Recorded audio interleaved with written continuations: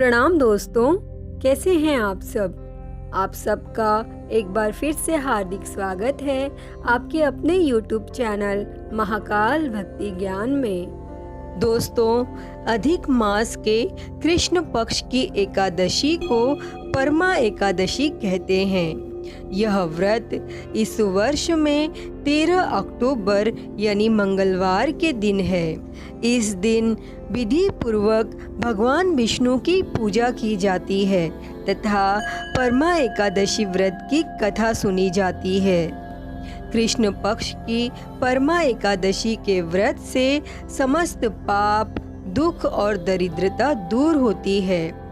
दोस्तों, ऐसा कहा जाता है कि जो मनुष्य 5 दिनों तक निर्जल व्रत करते हैं वे अपने माता पिता और स्त्री सहित स्वर्गलोक को जाते हैं तथा जो मनुष्य 5 दिनों तक संध्या को केवल भोजन करते हैं वे भी स्वर्गलोक को जाते हैं और जो मनुष्य स्नान करके 5 दिनों तक ब्राह्मणों को भोजन कराते हैं उन्हें संपूर्ण संसार को भोजन कराने का फल मिलता है।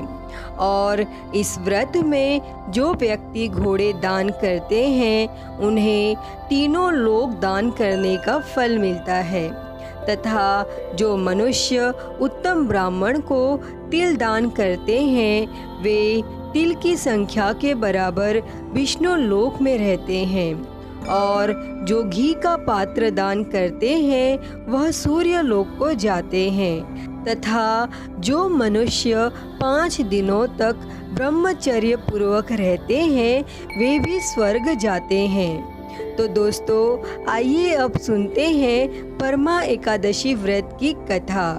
अतः आप सभी से विनम्र निवेदन है कि यह कथा अंत तक जरूर सुने। महाराज युधिष्ठिर भगवान श्री कृष्ण से कहते हैं कि हे जनार्दन, अब आप अधिक मास की कृष्ण पक्ष की एकादशी का नाम तथा उसके व्रत की विधि बतलाइए। तब भगवान श्री कृष्ण ने कहा कि हे राजन, इस एकादशी का नाम परमा है।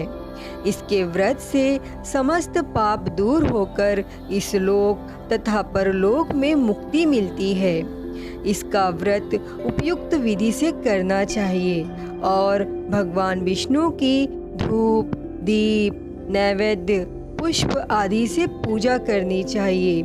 इस एकादशी के विषय की एक मनोहर कथा है जो कि मैं कहता हूँ, आप ध्यान पूर्वक इसका श्रवण कीजिए।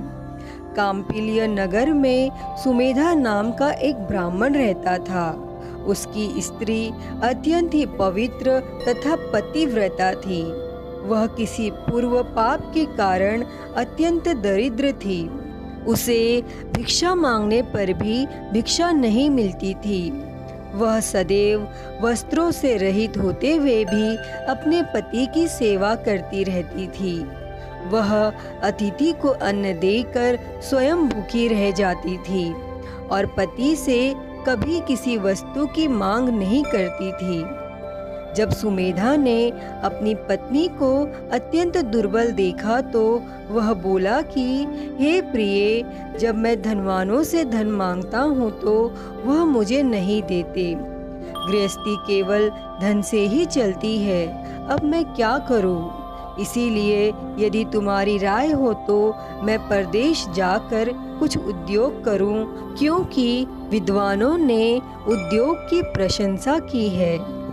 फिर इस पर उसकी पत्नी विनीत भाव से बोली कि हे प्राणनाथ, मैं आपकी आज्ञा की चेरी हूँ। पति अच्छा और बुरा जो कुछ भी कहे पत्नी को वही करना चाहिए। मनुष्य को पूर्व जन्म के कर्मों का फल मिलता है। सुमेरु पर्वत पर रहते हुए भी मनुष्य को बिना भाग्य के स्वर्ण नहीं मिलता। पूर्व जन्म में जो मनुष्य विद्या और भूमि का दान करते हैं उन्हें इस जन्म में विद्या और भूमि मिलती है। विधाता ने भाग्य में जो कुछ लिखा है वो टाले नहीं टलता। यदि कोई मनुष्य दान नहीं करता तो भगवान उसे केवल अन्न ही देते हैं।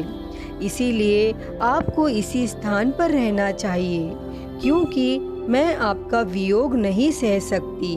पति बगैर स्त्री की संसार में माता, पिता, भाई तथा संबंधी निंदा करते हैं। इसीलिए हे प्राणनाथ, आपको इसी स्थान पर रहना चाहिए। फिर एक समय कौंडिन्य मुनि उस जगह पर आए। उनको आते देखकर सुमेधा और उसकी पत्नी ने प्रणाम किया और बोले, हम आज धन्य हो गए। आज हमारा जीवन आपके दर्शन से सफल हुआ। उन्होंने उनको आसन तथा भोजन दिया और भोजन देने के पश्चात उसकी पत्नी बोली कि हे मुनि, आप मुझे दरिद्रता का नाश करने की विधि बतलाइए। मैंने अपने पति को परदेश में धन कमाने से जाने को रोका है। मेरे भाग्य से आप यहाँ पधारे हैं। मुझे पूर्ण निश्चय है कि अब मेरी दरिद्रता शीघ्र ही नष्ट होने वाली है। अतः आप हमारी दरिद्रता नष्ट करने के लिए किसी व्रत को बतलाइए।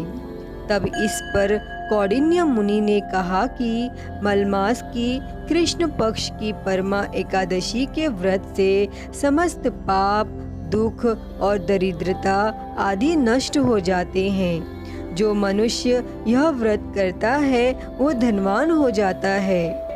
और इस व्रत में नाच, गान आदि सहित रात्रि जागरण करना चाहिए। कुबेर को महादेव जी ने इसी व्रत के करने से धनाध्यक्ष बना दिया था। इसी व्रत के प्रभाव से सत्यवादी राजा हरिश्चंद्र को पुत्र, स्त्री और राज्य प्राप्त हुआ था।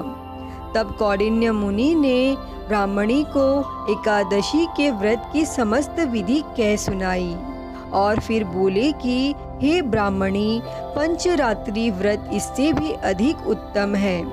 तुम अपने पति के साथ यह व्रत को करो, उससे तुम्हें सिद्धि प्राप्त होगी और अंत में स्वर्ग की प्राप्ति होगी। तब कौंडिन्य मुनि के कहे अनुसार उन्होंने परमा एकादशी का 5 दिनों तक व्रत किया और व्रत के समाप्त होने पर उन्होंने देखा कि उस देश के राजा उनके सामने खड़े हैं और राजा ने उन्हें सब वस्तुओं से सजा हुआ एक घर रहने के लिए दिया और राजा एक ग्राम उनको देकर अपने महल को चले गए। और फिर वह दोनों इस व्रत के प्रभाव से इस लोक में अत्यंत सुख भोग कर अंत में स्वर्ग लोक को गए।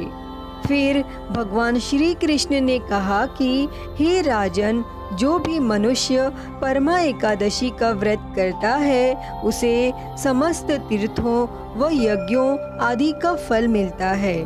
जिस प्रकार संसार में 2 पैरों वालों में ब्राह्मण, 4 पैरों वालों में गौ श्रेष्ठ है, उसी प्रकार मासों में अधिक मास उत्तम है।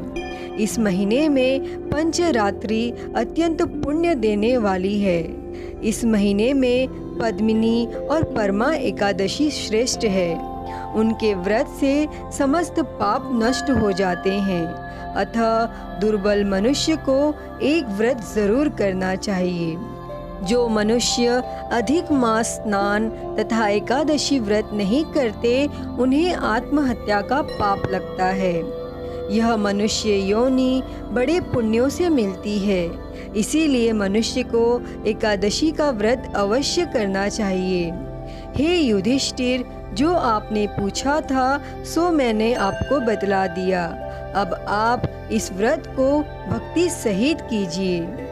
दोस्तों, जो मनुष्य अधिक मास की परमा एकादशी का व्रत करते हैं वह स्वर्ग लोक में जाकर इंद्र के समान सुखों को भोगते हुए तीनों लोकों में वंदनीय होते हैं। हे भगवान, इस कथा को कहते, सुनते और हुंकारा भरते पर सदैव अपनी कृपा दृष्टि बनाए रखना। तो सभी मिलकर बोलिए, विष्णु भगवान की जय। तो दोस्तों, यह थी परमा एकादशी व्रत की कथा। अगर आप लोगों को मेरी यह वीडियो पसंद आई हो तो प्लीज़ लाइक करें, शेयर करें, कमेंट करें और मेरे चैनल को सब्सक्राइब कर नोटिफिकेशन बेल को ज़रूर ऑन कर लें। हर हर महादेव। धन्यवाद।